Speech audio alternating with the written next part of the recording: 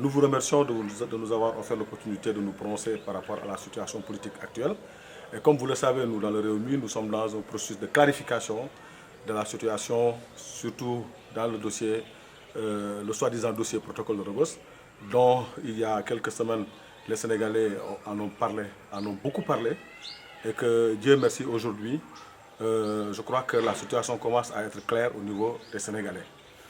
Mais nous profitons de votre micro aussi pour réitérer notre soutien à notre leader Idrissa Seck, pour qui nous sommes plus que jamais résolus, même engagés à travailler à ses côtés. Et que donc je pense qu'il peut compter sur nous pour faire davantage de massifier le parti dans la région sud du pays. Mais écoutez, ce que je pense d'abord, je me dis que dans le gouvernement de Macky Sall, il y a des ministres qui forcément doivent démissionner aujourd'hui. Parce qu'il y a des ministres qui ont fait croire aux populations du Sénégal que Idrissa a eu à signer au protocole de Rebeuss. Or, 11 ans après, 12 ans après, ils ne sont pas capables d'apporter la moindre preuve. Et nous exigeons à ce que la lumière soit faite sur ce dossier. Parce que nous sommes sûrs que c'est faux. Aujourd'hui, ils sont en train de brandir le cas de Rebeuss parce que tout simplement, ils veulent mettre la poudre aux yeux aux Sénégalais sur le cas Karim Wade, qui est là, qui est d'actualité en ce moment.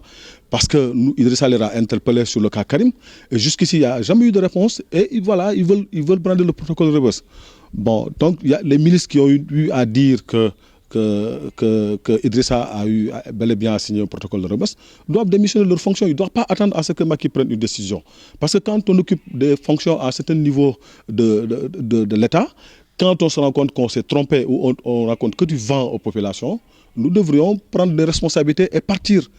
Alors, donc ça vraiment c'est une situation qui ne fait que nous conforter dans notre position, parce que jusqu'ici, encore une fois de plus, nous exigeons à ce que la lumière soit faite. Nous demandons à ces gens-là de présenter la preuve. Et vraiment, parce que ça fait 11 ans que les Sénégalais, qu'ils amusent les Sénégalais sur ce dossier, et jamais il y a eu aucune preuve.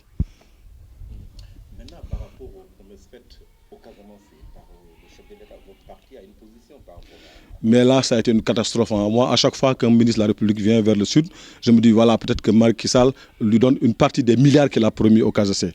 Parce que maintenant, les KGC, moi, j'ai eu à le dire une fois, que Macky, à chaque fois qu'il a besoin de l'électorat casamancé, il vient ici nous promettre terre, ciels et merveilles. Or, à ce jour, aucun projet que Macky a promis n'a vu le jour en Casamance. Même les promesses qu'il a eu à faire dans le tourisme, ne s'est pas réalisé. Parce que concrètement, moi, je ne sens même pas les responsables de l'APR, de la Casamance, dans les instances de décision de l'État. Donc, ces gens-là, même, ils devaient même se revoir de position dans leur parti. Donc, je crois que moi, je n'attends rien de Macky Sall. Je ne suis pas surpris qu'il n'y ait pas eu d'évolution à ce niveau, parce que je sais que Macky Sall n'a pas de vision, il n'a pas de projet sérieux pour la Casamance. Que là, vraiment, je dis que c'est dommage pour nous, parce que nous avons malheureusement des gens qui se disent responsables de l'APR, qui sont en train de dormir au niveau de l'État, et qui réellement ne font rien pour la Casamance. Ça, c'est vraiment malheureux. Je crois que nous n'avions pas besoin de responsables de ce genre.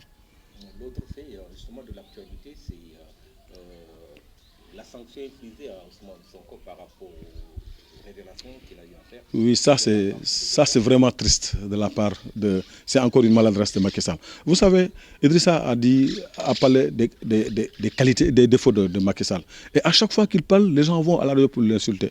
Et pourtant, au fur et à mesure que les choses évoluent, on se rend compte qu'il a raison sur eux, il a raison sur les Sénégalais. Je crois quand même, soyons sérieux, un État, on ne s'amuse pas avec. Parce que quand même, Ousmane a le droit de faire la politique. Ousmane est un homme politique. Il a le droit de faire la politique. On ne peut pas l'en empêcher. Maintenant, parce qu'il est en train de dire la vérité aux Sénégalais, qu'il faut le suspendre, je me dis que ça, c'est vraiment regrettable. Mais s'ils étaient intelligents, ils allaient même comprendre qu'ils sont en train de faire la promotion de Ousmane. Mais c'est vraiment malheureux. Macky est entouré de gens nuls qui ne savent absolument rien, qui pensent que c'est des cracks, alors qu'en réalité, c'est des gens qui n'ont rien c'est des gens très nuls. C'est vraiment dommage.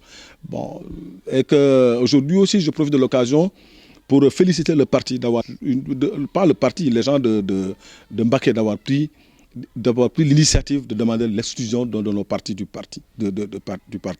C'est des gens auxquels je lance un appel à Macky Sall de se méfier de ces gens. C'est des gens dangereux. Macky Sall ne doit pas compter sur des gens pareils. Parce qu'ils ne sont pas dignes de confiance, ce ne sont pas des gens sérieux, ce ne sont pas des gens honnêtes. Alors donc, c'est des brouteurs, comme le disent les Ivoiriens. C'est les gens qui sont là pour leur propre truc, ils ne sont pas là pour l'intérêt des populations.